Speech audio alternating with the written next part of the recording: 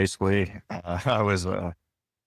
my career was in brand strategy, working at design and brand firms. Had worked with a lot of really interesting clients, a lot in the financial space, um, retail banks, a lot, aviation, manufacturing. And during the pandemic, uh, just like had that creative itch, like many others, and had spun up. I'd done a lot of digital art when I was a kid and spent a lot of time on like online forums and gaming forums and stuff. Would do a lot on Photoshop back then, and I messed around with it in college and did have a design minor, but um, I was doing some like freelance work occasionally if like a friend or a friend of a friend needed like a logo or some brand identity work. But during the pandemic, I just felt like I need to be more creative with that. So kind of got into doing like design everydays and stuff. Was pretty much using mostly Illustrator at the time, and had made a whole website. I started making some merch, and I was just like, "Who's my audience?" And I'm like, I don't know where this is going. And like a week after I made my website, a buddy told me about NFTs, and just clicked instantly. Dove in, minted some stuff on Rarible. Of course, had to burn it and had typos or whatever, and burning it was $80 and all that stuff. But the general idea made sense that this was just like the blockchain was my online portfolio, was essentially how I saw it, and started a Twitter, and um, ended up spending a lot of time in the Tezos space, sort of like the early Hicket days, and was there for that whole journey when it shut down and there was a community takeover and all that stuff. But yeah, I spent most of my like first year and a half on Tezos, and ended up going back to Ethereum for sort of like manifold type products. I was really interested in doing some more kind of like organized technical stuff with metadata. Got into photography, just being inspired by other photographers. A lot of photography on chain. And during all that, was just sort of very frustrated, both as like a user of these things, like all the different marketplaces and tools, and like couldn't help but put my professional experience and like brand strategy experience glasses on, and was just like, I didn't feel like any of these businesses knew what they were doing. And it's just like very frustrated because none of it felt really like as creator centric as it was made out to be.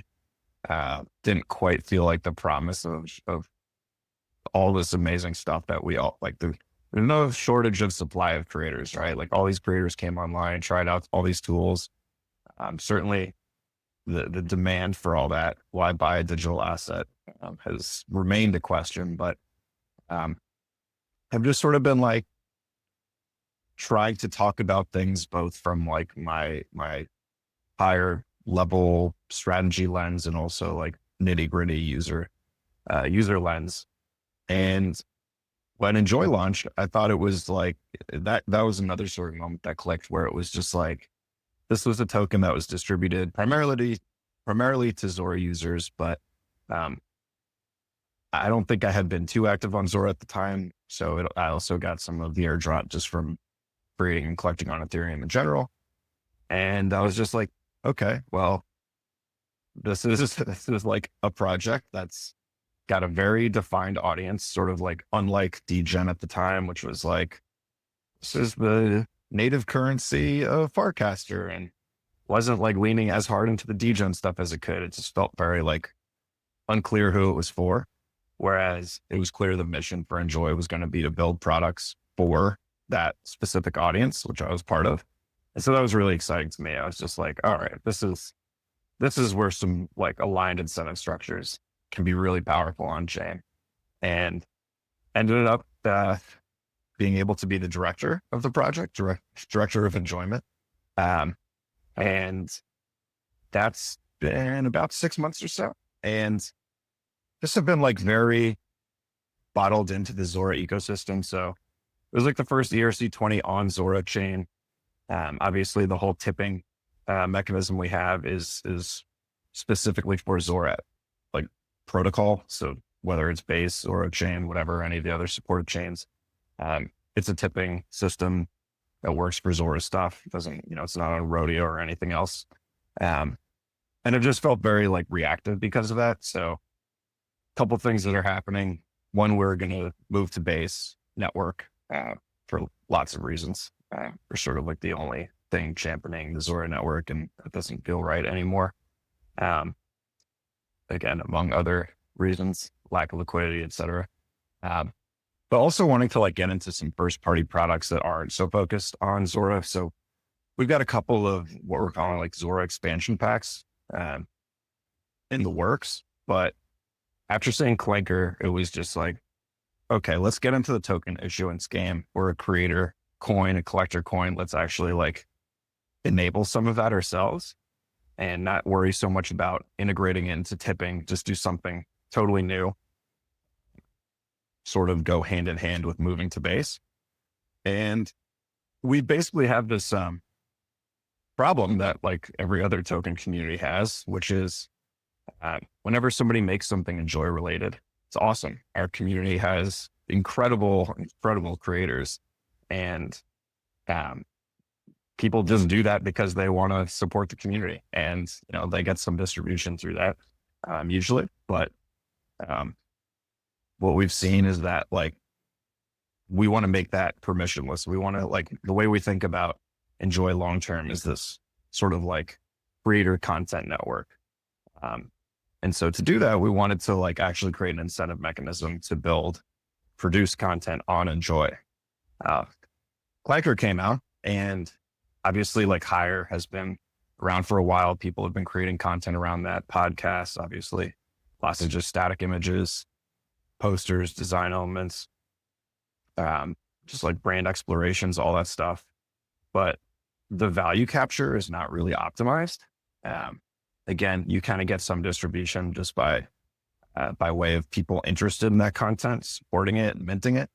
But we felt like there was a better way to do this where, again, like we have this problem, Hire has this, and then all the new Clanker projects. I think there's been some really interesting projects that have sort of like revealed that like the next step, and maybe this has been obvious the whole time, but the next step once you have a token project is marketing essentially. And how do you onboard contributors essentially? It's really hard to just be a brand account or a couple of accounts or just a solo dev producing content to keep attention alive.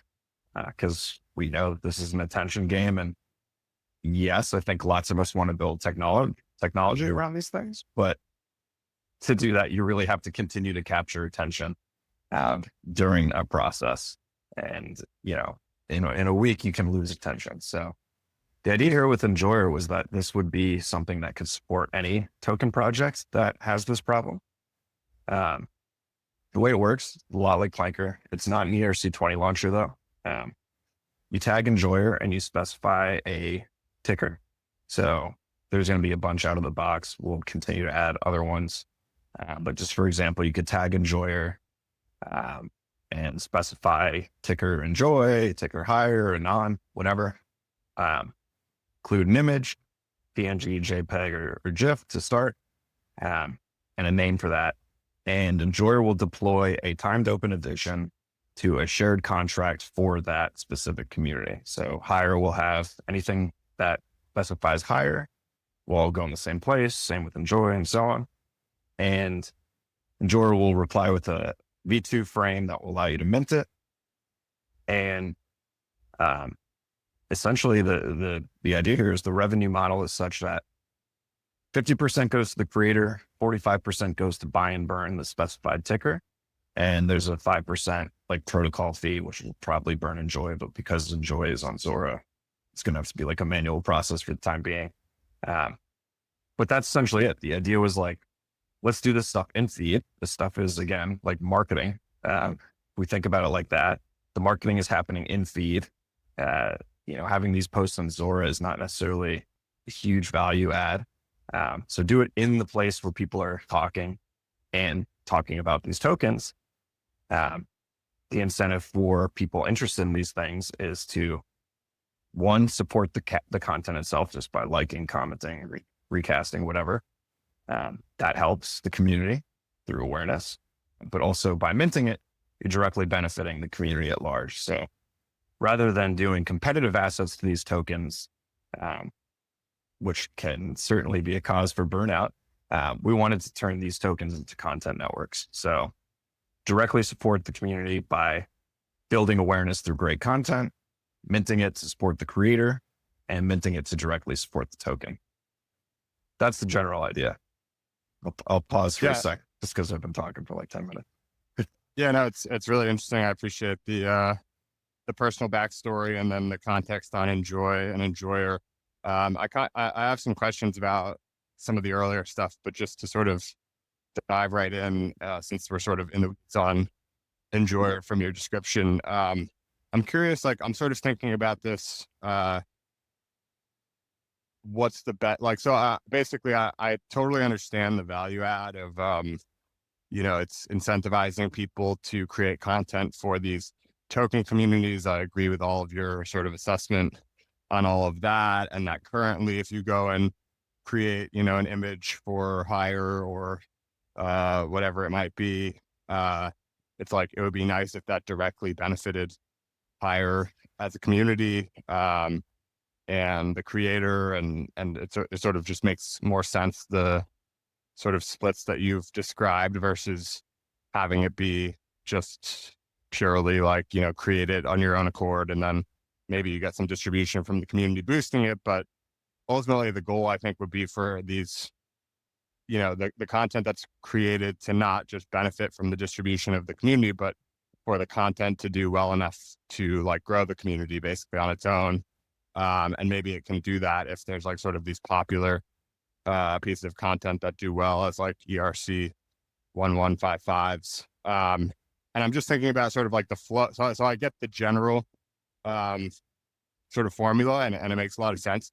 I'm wondering, sort of picturing someone like, as they do now, put out a piece of content. So let's say someone has a remix on like Gadoopy, and they go and they tag enjoyer and say this is for Gadoopy, and they name the image and they attach the image, and that's like sort of the main cast, and that maybe gets some amount of attention. And then enjoyer responds with this V2 frame, I think you said, which allows for the minting. Is that right? Yeah. So that the frame, it's great. I mean, it's like, it's a mint page. So it's got information on who created it, what token cult it's for, how many mints there are, how much of the token has been burned. All those burns happen like in the transaction. So if I mint 10, for example, then that buy and burn is going to happen along with that transaction. So that'll be like dynamic counter. So as it's happening, you can see how much time is remaining and how much has been burned. So one thing that I'm wondering basically is so like that's one way to do it, right? You tag, and people are familiar with that, where you tag enjoyer just like you would tag Clanker, and does the response. And I guess with Clanker, it happens where the token is launched. There's a bunch of like bots and snipers. Obviously, they're sort of like working on that. But the ones that become popular, I feel like it's, in some sense, it's from the original cast, but it's also mostly from like post cast, I feel like, where people are, first of all, maybe the price sort of gets some attention. If the price is going up an abnormal amount, then it's like, oh, this one's kind of interesting. More people are casting about it, whatever. And then the original cast is mostly useful just for the fact that it's like, oh, who casted this in the first place? Because that kind of matters. Like, are they like a legit person or like a scammer or something? Or are they going to rug it, whatever? For this, I feel like there might not be as much sort of like, because it's already sort of like derivative from the ERC 20.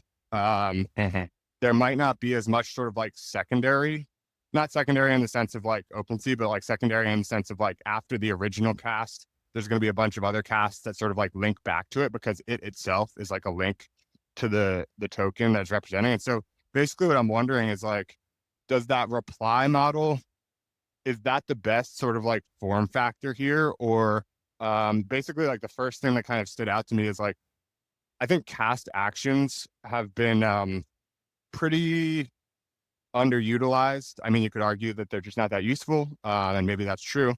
But compared to frames, which like everyone knows frames, everyone engages with frames. Obviously V2 frames are newer, and so less people have made them and engaged with them. But like, theoretically, those are like a lesser transition from frames to V2 frames that you could see them catching on. And they're really cool. I like them. I don't know if frames V2 is the right name for them. I think they were like, I actually don't know the difference between mini apps and V2 frames, but they seem pretty similar, if not the same. And I kind of like the word mini app, but regardless, that transition is like sort of easier to foresee.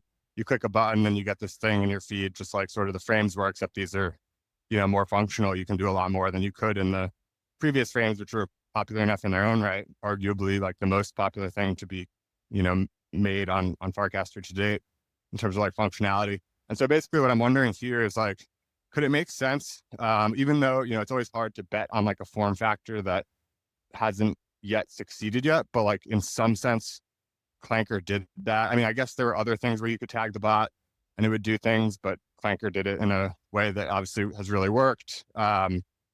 And I wonder with Enjoyer if another sort of implementation of it, I'm not saying like instead of the one that you've said, but it would be like probably in addition to, would be like sort of a cast action where, or even you can imagine as like a client, but that's like pretty heavyweight build. But more simply like sort of a cast action where someone goes to cast, like clicks the action button or whatever.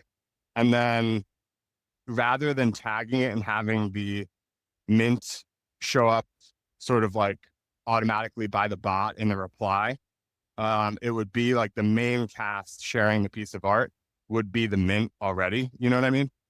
I wonder if that could be sort of like an interesting second path to how these enjoyments like sort of show up on the feed, how people sort of like make them happen. So you would still have the reply functionality. I think like I wouldn't, that sounds good. It's a good way to introduce it, I think for sure. But I wonder if having it as the main cast, so rather than sharing just an image with the information and the tag, it's like already built in and people are just sharing these, enjoyer posts or mints or whatever you want to call them as like the main post that's getting the main activity and main engagement, like in the feed. You know what I mean? Yeah, I think there's a bunch of ways we can iterate on it, and that's a great idea. I think like you could. So first of all, you can share these links also out of the box. So the frame will include a share link. So if I created something and I want to cast about it again, I could just cast the frame. Having a composer would be great. I think because it's a mini app, right now it's just the mint page, but you could see maybe there's a page for hire or whatever. And that's sort of like a gallery of all the things that are live or completed in secondary.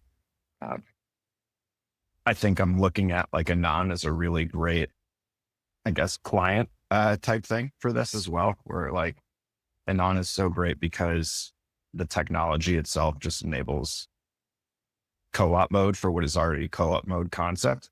Where like it's just aggregating all the content through there, both in how it's displayed and how it's created.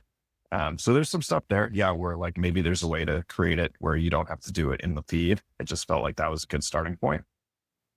I think starting with the familiar sort of path definitely makes sense for what people are sort of used to doing. Like you don't have to teach them something new, like teaching people, like having people like what you're offering and just trying to teach them sort of a new thing with cast actions, which like most people aren't currently using, I would say, is like making it maybe harder than it needs to be. It just seems like an interesting, like if it wasn't that the Clanker sort of tag a bot was more familiar to people, I feel like having it be the main cast as the mint would be better for a few reasons. But given the familiarity, I think that's definitely a sensible place to start.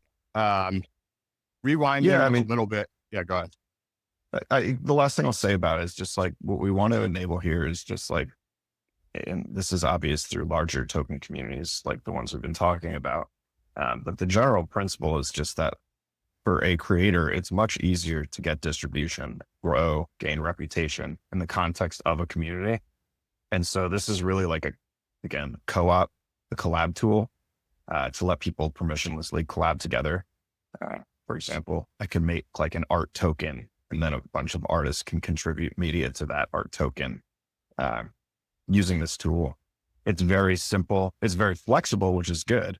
But there are definitely ways we could um, build upon it later to where like maybe there's a podcast contract. Maybe there's uh, a, an artist guild that has multiple projects. There's a lot of ways we can kind of drill down and make it more customizable, focused later on, but just starting sort of as big as possible with as low friction as possible. Felt like it would be the best way to get a sandbox going around this. Yeah. I mean, you could even have, like, obviously you're starting with images and GIFs, but, video is obviously like sort of the next thing that kind of obviously comes to mind. You mentioned podcasts, like less obvious, but also would be interesting. Like I know Chick Bangs has Hire.fm. It would be pretty cool if the mints from that were, had like sort of the same fee model that Enjoyer is enabling. And then the other one that's kind of could be interesting, it's like almost like a next version on the tipping mechanism in a sense, would be like sort of the degen version of tipping, would be if actually We're, just we're like thinking about that. like every cast basically. Yeah. So we haven't done tipping in feed because we really liked that on Zora, it's tied to a transaction. So we felt like, yeah, there's farmers, of course, but like it's generally like high signal. And if we enabled tipping just on content created with Enjoyer, that would be really great because, if you comment on Zora, that doesn't like actually do too much for distribution, but in feed, comments are huge. So enabling tipping in the feed where people are more likely to leave comments is just another way to add signal to this and help like discover what's trending.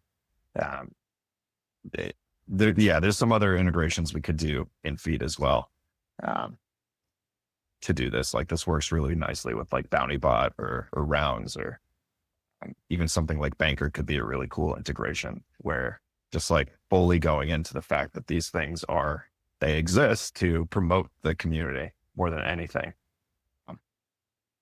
Obviously something like a podcast, stands alone on its own right to some degree.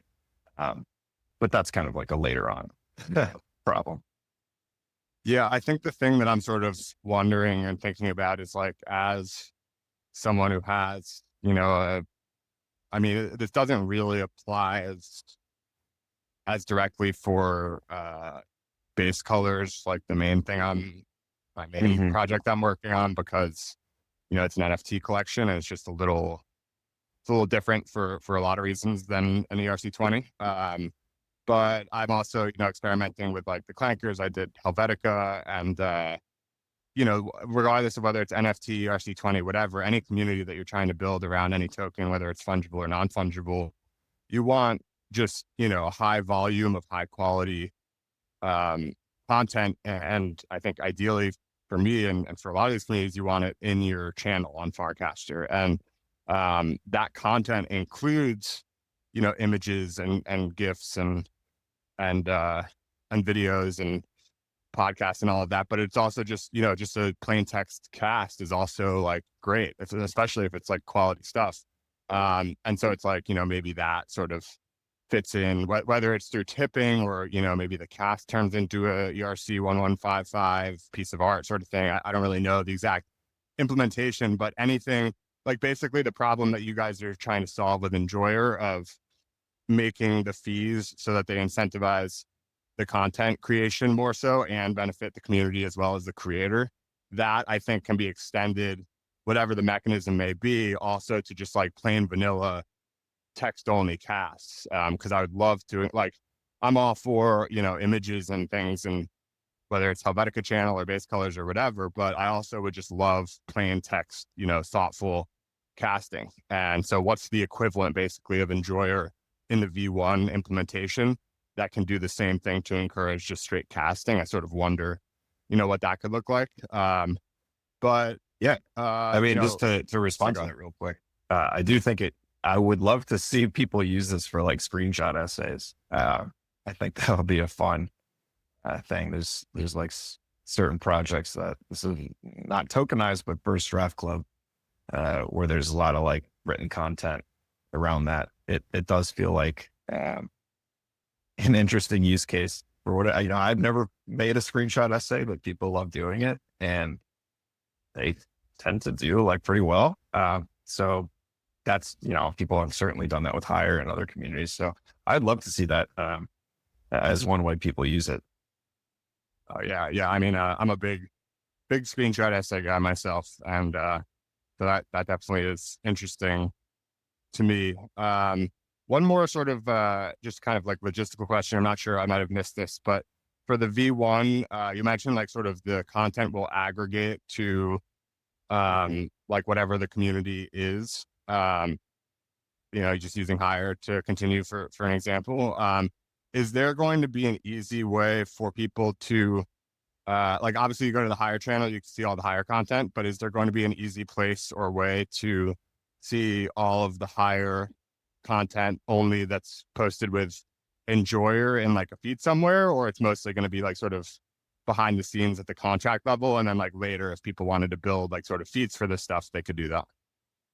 Yeah, I think that's the case. I mean, out of the box, like just like what I think has been really great about all the ERC20 stuff is the tool is Uniswap. So we kind of tried to just not over engineer this and be like, all right, OpenSea is like, if there's secondary on something, or you want to view the whole contract with all the media on it, you can go to OpenSea. And the way we're doing it is there's metadata tags for the creator, and the descriptions will include the creator name as well. That'll be the S name. So like there will be like a gallery of all this content on OpenSea. We could obviously create some UI around that and sort it by number of mints or trending or live or secondary or whatever. But just out of the box, having like OpenSea be the place where if you want to dig deeper, every one of the frames will have that OpenSea link as well. Nice. Yeah, that makes sense. As long as there's some place to see that, I think that's a pretty nice little value add to be able to just scroll all the content for a community with a filter basically on like Enjoyer content, which I would think will be like sort of distinct from just going through a channel, be more, image focused and just sort of like an interesting feed to be able to scroll, even if it's just on OpenSea to start. Yeah, I mean, yeah, go ahead. like this is a simple way of thinking about it. And again, there's ways to add complexity, but the way we're thinking about it is it's a media page for your token. We've seen like different token communities on their website have like a media page. And I've seen everything from like, I don't even remember the name of like this third-party meme site to a Google Drive to a Zora page. That was the idea here, was like, this can be your media page. And if there's some like more custom interface that we build for that later, then it can be even more elegant. So, you mentioned Hire, which I think is sort of an obvious example to me. I feel like that's probably the highest volume and quality combination of content for any token community on Farcaster, or at least one of them. Are there other communities, like as you're mentioning, like sort of looking at these media pages on various websites? Are there other token communities that sort of stand out to you as having done something kind of interesting, or maybe they're sort of like punching above their weight class, or the content that's coming out of the communities versus like the market cap of the coin or things like that? Basically just like in sort of looking into this, communities that have stood out to you, or are we sort of named the top few, just in like sort of citing examples? No, I think there's some really interesting use cases where, so like the font coin, so Helvetica comes and Standout. I've seen really interesting community kind of contests and content produced around those. Jadupi is a great example. Obviously, a lot of that's coming from creator, but also the community has come around and created stuff around that too. So what doesn't matter who you are, you can both come together and collab through this. Anti-memes meme club is another cool one. That's like another, I think these are like very media centric projects in general. So they lend themselves to this, which is really cool. There's Touch Grass by Eric's. was this experiment where he created a token called Touch Grass, and he created a Coinbase wallet gallery where people could permissionlessly add to the gallery. And he's got this like rewards mechanism for rewarding people who contribute to that gallery. Those have been really cool. So I think this kind of like art project or media project idea lends itself really nicely to it. Anon is a really interesting one because people have created content both like as their identity, but also through the Anon account. So the Anon account is an interesting example that like I want to test minting some stuff with Enjoyer through. Because that's like the most co-op of all these things. So those are some of the names I'm thinking about that we'll definitely include at launch as supported tokens, just because of the quality of content that's surfaced around them. Yeah, those are most of the ones that come to mind for me as well. And I'm sure we'll have, a lot more to come. But beyond that, sort of rewinding, I'm just kind of curious, the origin story of like your connection with Enjoy. It's kind of interesting. You mentioned sort of like seeing it come about and then, joining as like the director of Enjoyment, which is an awesome title, by the way. But like were you not involved with the initial launch at all? And then you were able, like, I'm curious, like sort of how you went from, it sounds like seeing this thing that you had nothing to do with come about, and then, ultimately joining and being, one of the leads on the project. Yeah, no, I was very much just like a user, an interested user. Again, sort of seeing the potential in it as being a community focused project, which like you would think that just throwing a name out there, and I'm not actually specifically critiquing anything, but Super Rare, for example, right? Like that should be a community focused project, right? Like constantly supporting its users in whatever way. I felt like because of the token, Enjoy was like, had that very clear relationship of who it was building for. Again, included myself. So I was not part of the team at launch. I just saw it and sort of was talking about Zora, Super Rare, all these things on the feed, and Enjoy became a part of what I was talking about there.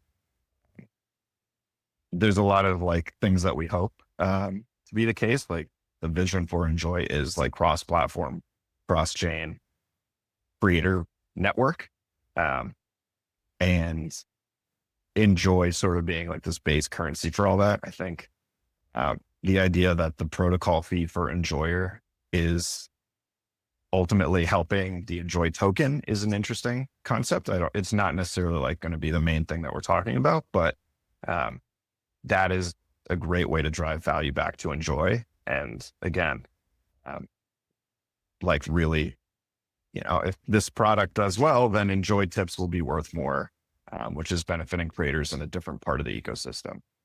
So that kind of like relationship across products is very interesting. We want to dive into that. Again, we sort of like, I, as an artist, like as an individual artist, the idea, the hope is one day that my own work, my work stands on its own and I can sort of be evaluated for that. But like in the context of a community, it's much easier to get people interested in what I'm creating. So kind of creating these larger community tools that we think can scale down into helping the individual creators with their own work is sort of like the progression we see here. Yeah. So, hope that makes sense.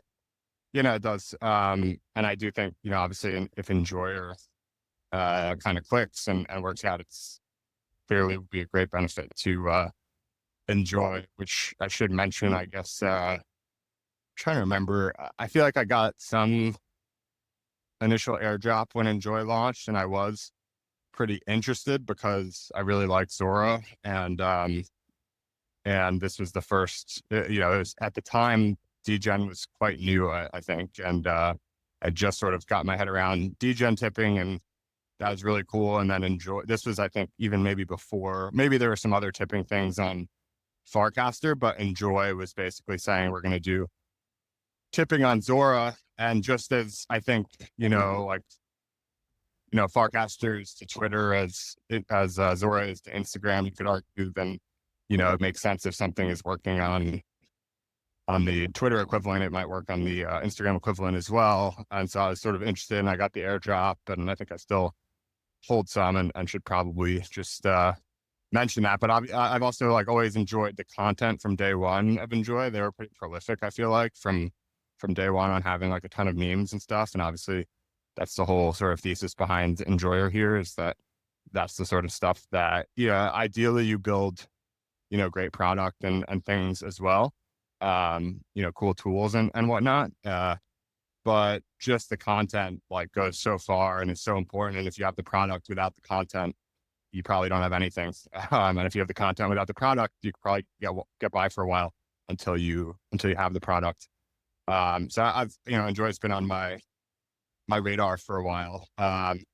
But more sort of, personally speaking, I'm curious, like what kind of art you're into, what you like to create. As I mentioned before we started the recording, like what caught my eye originally from your profile was on Zora. A bunch of photography that you've done where I just sort of like, I guess in my head, like sort of bookmarked you as like this guy who's on Zora who basically has like my favorite photographs. Cause a lot of Zora, there is a good amount of photography, but a lot of it is sort of just like people creating, various graphics and whatnot. And there's not like a ton of just like pure photography relative to that, I feel like, and or AI stuff and whatever. And so your just like natural photographs from like a lot of like Northeast type stuff was just like, I just loved the vibe of all of that. So is that, you mentioned like sort of picking up photography, I think relatively recently. Is that sort of your favorite thing to do these days? Or do you prefer to actually like be in, Figma or Photoshop or using AI or whatever? Like what are your favorite sort of mediums and like sort of things to create these days? Yeah, I really appreciate that. Photography has been sort of this thing that's like, I guess I just think of all these digital art skills as like part of a toolbox. So like I have been experimenting more with film. I want to do a lot more with film. Obviously time is like a big thing here. And it's been interesting. Like I was a big one of one maxi, like in the first few years, even when I was on Tezos.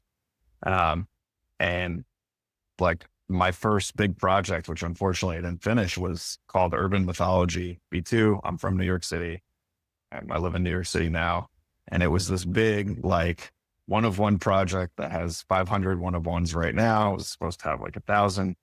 It was supposed to be New York City through the seasons. So I finished summer, I finished fall. I have all the photography done for winter and spring, but I didn't get to editing them and publishing them. I was doing it on mainnet. So that was also like expensive. Doing all the metadata was really time consuming. There's literally like 15 tags for everything from like files type to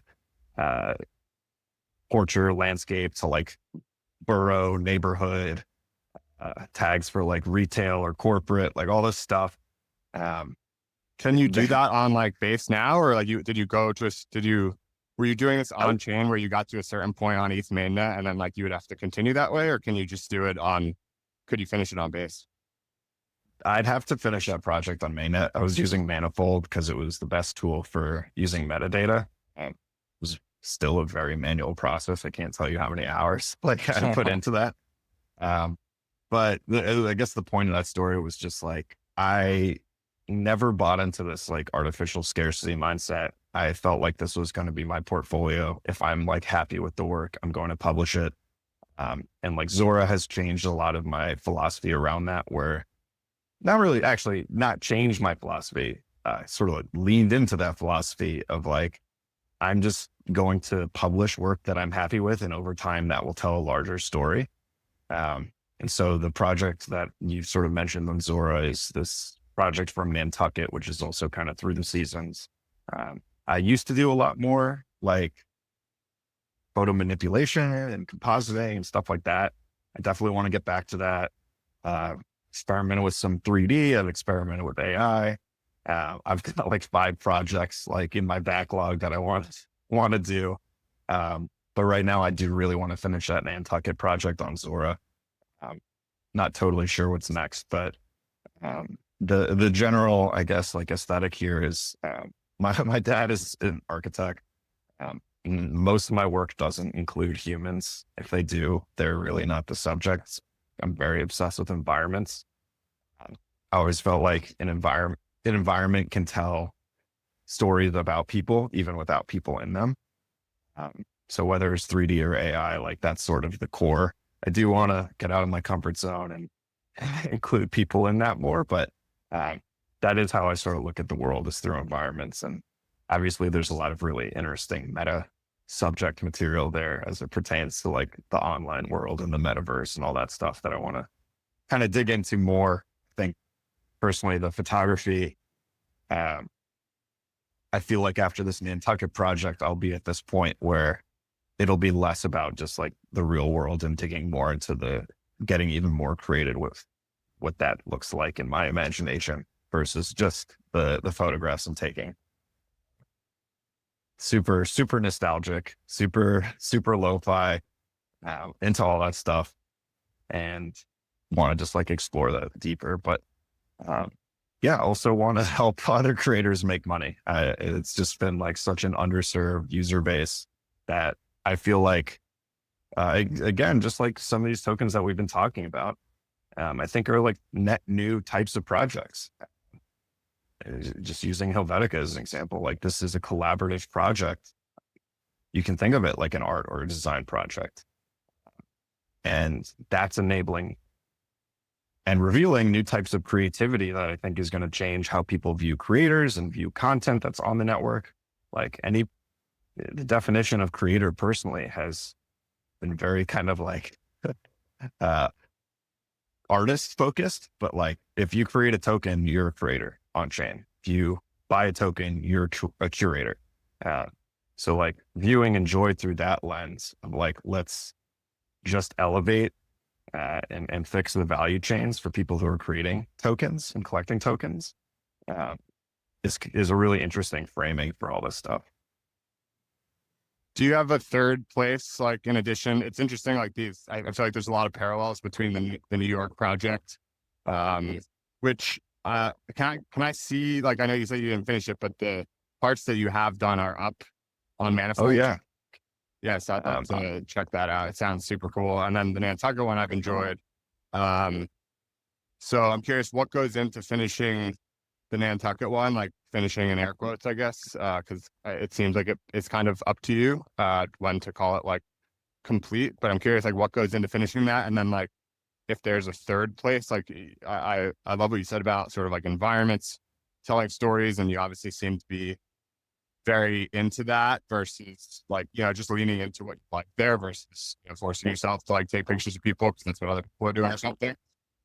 So like I like that sort of theme that you built. Are there other places you've had in mind? New York and Nantucket are sort of like the main two, and you wouldn't be really sure what like a third one would be. Yeah, New York is interesting because again, I've already got so much work on it, and I'm sure I'll continue to produce work around New York as long as I'm here. Nantucket, I had spent a lot of time there for a few years during the pandemic, but I'd like to travel more. And I think, I don't know, personally, I really enjoy my own, I guess, travel photography because, first of all, I'm not often as a photographer, it's always exciting to explore a new place. So even in the city, I try to go to neighborhoods I haven't been to, or go during a different time of day or whatever, so that I do have kind of fresh eyes when I'm going to those places. So anytime I travel, it's like totally overstimulating. And I think there's a lot of like the aesthetic that carries. Again, like I've got design background, very into architecture. Like I look a lot at lines and composition. So when I go into nature, it's really fun to apply that because sometimes it's hard. There's a lot more curves, and it's really fun to do that. And I think like, again, going into AI or 3D where I can kind of create those environments, starts to get interesting. So as far as the third place, no, I would like to travel more. And then I think the third place is actually what I call my imagination. I've got this kind of like two projects that are kind of overlapping. I'm not exactly sure how I'll execute, but the idea was to create like a dream or video game world. Obsessed with gaming when I was not so much these days, but as a kid, I'm an only child, so I spent a lot of time playing video games, and I love the idea of creating just new worlds. So I guess that third place would be something new that doesn't exist yet. It's a good answer. What about with the video game worlds? Are there any that stick out from childhood or otherwise that were like your favorite or most interesting worlds? Oh, geez. Wow. I feel like there's probably a super long list I could, if I really thought about it. Legend of Zelda comes to mind, Shadow of Colossus, some of the sci-fi stuff like Dead Space.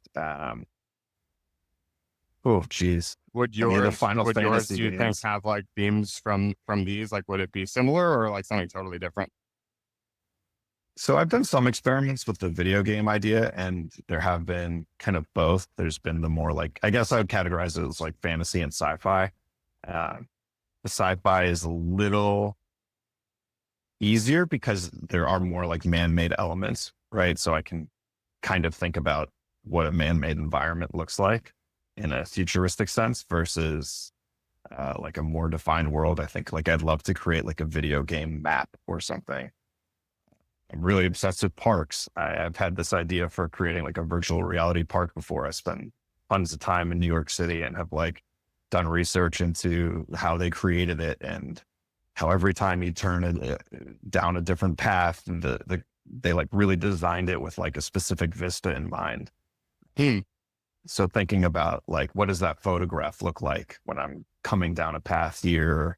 How does that play with the opposite angle or whatever? Like, those are things I'm really interested in exploring. Haven't done as much as I'd like to, but with video games, the sort of the projects I've done have been centered around the idea of like loading or new game, where when you like turn the game on for the first time, there's always this like splash screen that has this like vista where you hit new game, and that's a very like ceremonious moment to clicking that. Or if you're on like a continue screen, yes or no, or a loading screen where there's like these in between moments.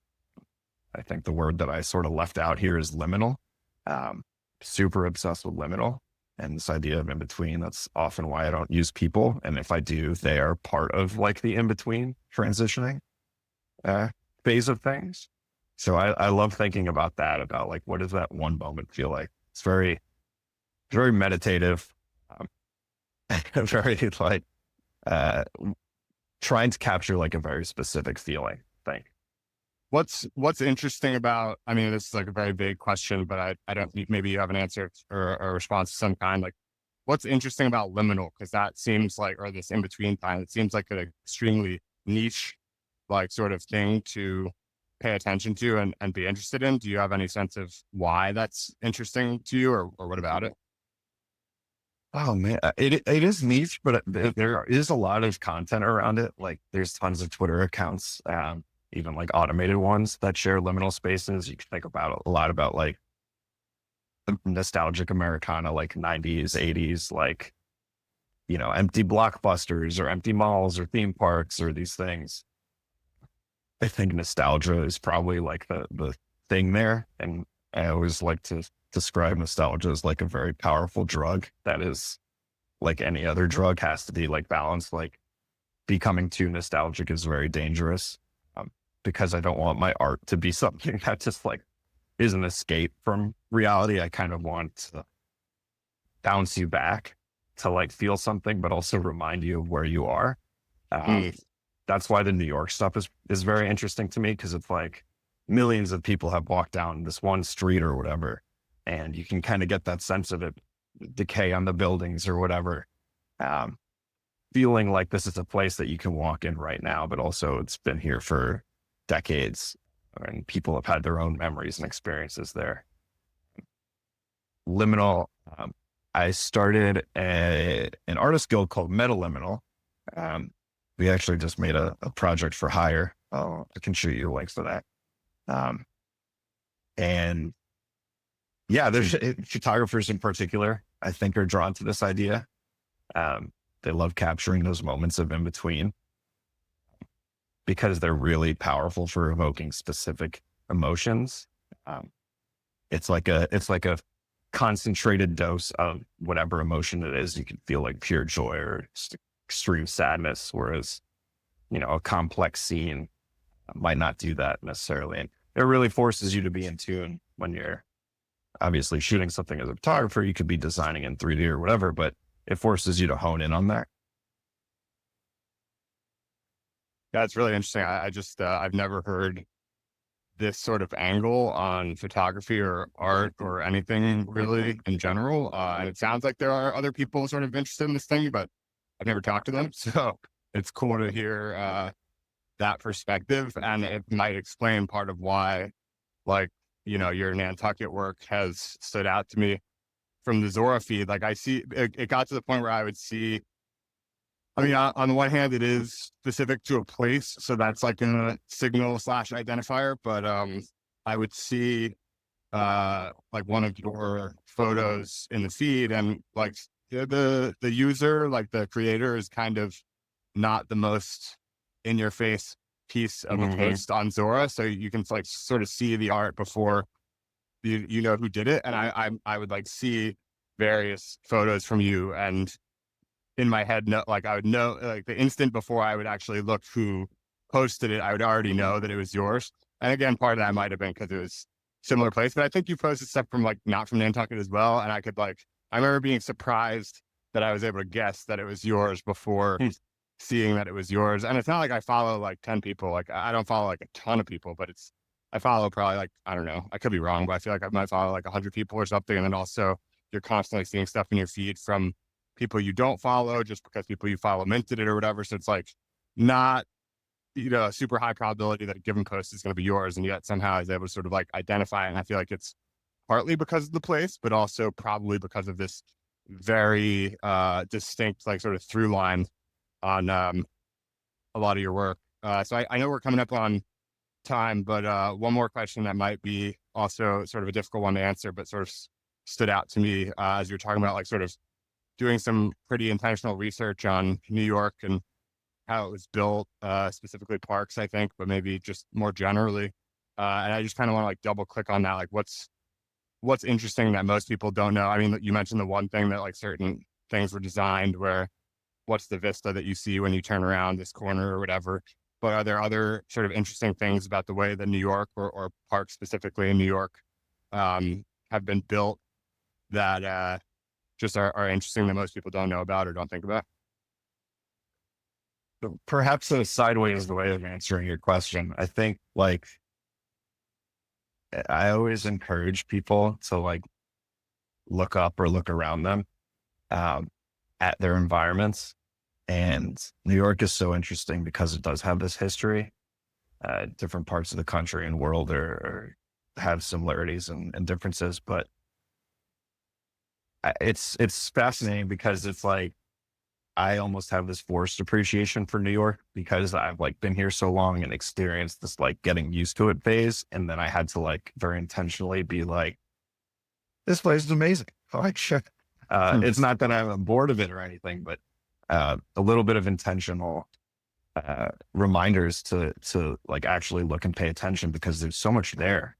And I think a lot of people don't, I don't know if appreciate's the right word, but these environments have such an impact on our lives. And in New York, which is such a dense area, it's especially true. Like so when you go to Central Park on a sunny day, there's Great Lawn or whatever is like almost completely packed with people sunbathing because it's like this haven in this otherwise like city that is totally chaotic, and the environment compounds that so many times over. You go into a subway or whatever and think about like infrastructure and architecture as these things that like actually have a huge impact on our emotions and how we live our lives. A lot of people aren't necessarily so aware of it. So that's just like one thing I hope to achieve through my art is to just like get people to look at that and care about it, because you look at a lot of stuff that's like new, and if it's made by the government or whatever, it's like there's not a lot of care and love put into it. I could use the example of like, I think about the New York subway system or like a DMV or something. It's like these are like depressing places, and are like maybe subconsciously making people depressed by being in them. Um, if everybody kind of had this appreciation, um, that's how you make a city or a place lively and beautiful. And of course, that's not the case with everything. There's tons of beautiful, amazing stuff in New York in particular, but um, I do think it's important to just notice those things and have an awareness of those things as you're moving through them, um, because they matter and we should care about them, and we should want our places to make us feel cared for, right? If they're built by somebody, then there is a very direct, like, do I care about the people using this stuff? And something like the park is the most beautiful example about that, where it was, despite how it's not very large, but it was very intentionally designed to be this oasis in a place that's otherwise quite crazy. Yeah, it's really interesting, and I can somewhat appreciate or resonate with what you're saying in that I feel that being a photographer or just having photography as a hobby naturally increases this awareness and appreciation that you're talking about. Like even I'm not that. Don't really take a ton of photos. I'm not a photographer or anything, but even just I started taking a bit more for when I was leaning in a little bit more on Zora, and like when they launched the app, just using it more and posting whatever I wanted, photos mostly. And I noticed like having this, it's just like how when you have like a tweeting habit, that you sort of find yourself thinking in tweets sometimes, where otherwise like you probably wouldn't think of like these like 2-sentence things. You might think like, I know when I was blogging a lot, I wasn't thinking in tweets, I was thinking in ideas of things to write more long form about. And so like that was the type of thing like where I would stumble upon some situation or have some thought, and suddenly, because I'm in the habit of writing blog posts, it gets bookmarked as like, oh, that's an interesting thing, I should write about that. And then I'll like sort of take a note. But if you're not writing blogs and you're tweeting, it's sort of like, instead of having the idea of something longer to write about or an idea to explore, it's more of like, oh, what's the 1 or 2 liner on that? And like it becomes a tweet. And so you sort of like end up thinking in whatever it is that you're used to, your output, like sort of lane or output sort of like form factor being. And when the output or one of your output form factors is photography, I feel like you have this sort of like mental groove of like constantly looking for, angles on things and like ways to look at things that they look nice. And as a result of that, like and that's like a very simplistic version. That's my version. Yours is a lot more nuanced and everything. But regardless, like you're sort of paying more attention and just like sort of being more aware on visuals, whereas tweeting or writing might be more related to like ideas than visuals. And I found that to be like probably the most beneficial or enjoyable part of developing a little bit of a photography habit, was just being more aware of my surroundings, basically. Whereas writing and tweeting increases awareness of ideas. It's nice to have, both of those. So one more question, and then I'll let you go. But given your appreciation for your environment and like sort of hypersensitivity, I would say to not that that's like a good or a bad thing. I just think you're probably more aware of these environments given your interest in environments. Yeah. So given that sort of sensitivity, I'm curious how you think about, where you spend the majority of your time, regardless of travel or anything. Like you're living in New York. You mentioned you spent 2 years primarily in Nantucket, super different environments. I'm curious how you think about like whether it's for now or for the long run. You also mentioned seasons, like with both your projects having an impact. And I've become somewhat obsessed with this concept of seasonal living, where I think it would be, I think living in one place year round, before there was a practical necessity for it, that you had to be in a particular place for your job. And now for anyone who works remotely, I think people who were like in finance in New York who went remote realized like, hey, I don't have to live in New York. I can go live in, Denver or whatever, or, Carolinas or something. Or if you're working in big tech, like you don't have to live in San Francisco anymore. You can go work in, you know, elsewhere in Northern California or Nevada or whatever you want. So people sort of have already, appreciated this, like, I don't have to live in that one specific place where I found my job anymore. But less so have people, I think, started to lean in on like, I don't actually have to live in one place at all. Like I could have, potentially with that, like obviously there's like, snowbirds and people who live in the Northeast most of the year, but then live in like Florida for 3 months in the winter or something.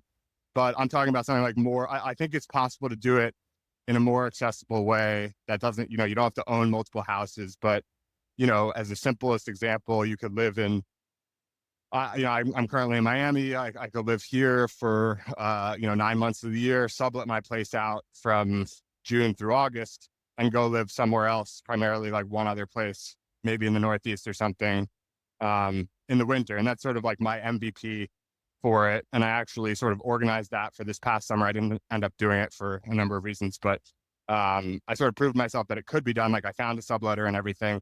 And I think that's really interesting. But whether it's, one place or a seasonal living sort of cycle or anything like that, I'm curious how you think about, where you think you would like to, like if you're, New York for life, or if you think about other places that you might like to live, and just how you think about, even thinking about like where to live. That is a fun question. I don't know that I have a great answer. I'm again an only child. My folks are here. They're on the older side, so I'll be here for the foreseeable future. I think places I've always, I don't know that I'll ever live on the West Coast, but I love the West Coast. I love Colorado. That's a place that I think is exciting all year round. New York, as I'm starting to experience again right now, is not the best place in the winter. It's dark all the time and cold, and we didn't even have snow last year. So it's like the one saving grace is when it's a little magical. Having my memories of being a child here, it was very much a like beautiful white Christmas winter. Now it's just cold and dark. So I would love to escape that at some point, but yeah, I don't know. I'm friends. Crypto's been really interesting. I meet a lot of people who are like van lifers or nomads, and I don't know that that'll ever be my comfort zone, but there is this weird idea that I am at least partially living on the internet also. And that like really comes into play with where you actually live physically. So it's something I think probably anybody in crypto has probably thought a lot more about, certainly if they're working remote. But yeah, I'm not sure.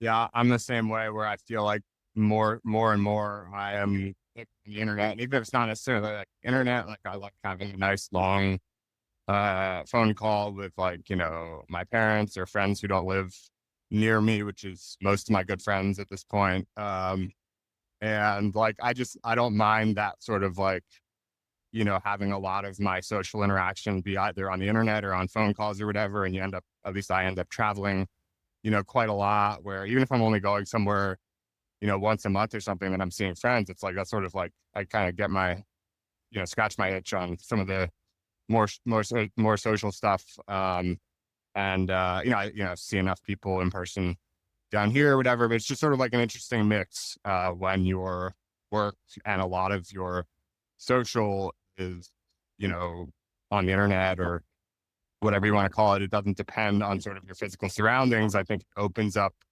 possibilities for what you choose to be your physical surroundings to be, a lot wider of a range of possibilities than they otherwise might be if you're prioritizing being very close to a lot of your friends or being very close to a specific, industry where they're, hiring for whatever work it is you want to do or whatever like that. When you remove all of those constraints, just like what do I want my natural environment to be? And for me, I think I've sort of come to the answer that it's like, it's not New York or some like really like rural place or something, but it's New York amped. Like I love like sort of the busyness and the energy of New York, and it's like sort of intoxicating and contagious, and I think mostly positive way. But maybe if it's all the time, for me personally, it can be maybe start to be a little bit like not as positive.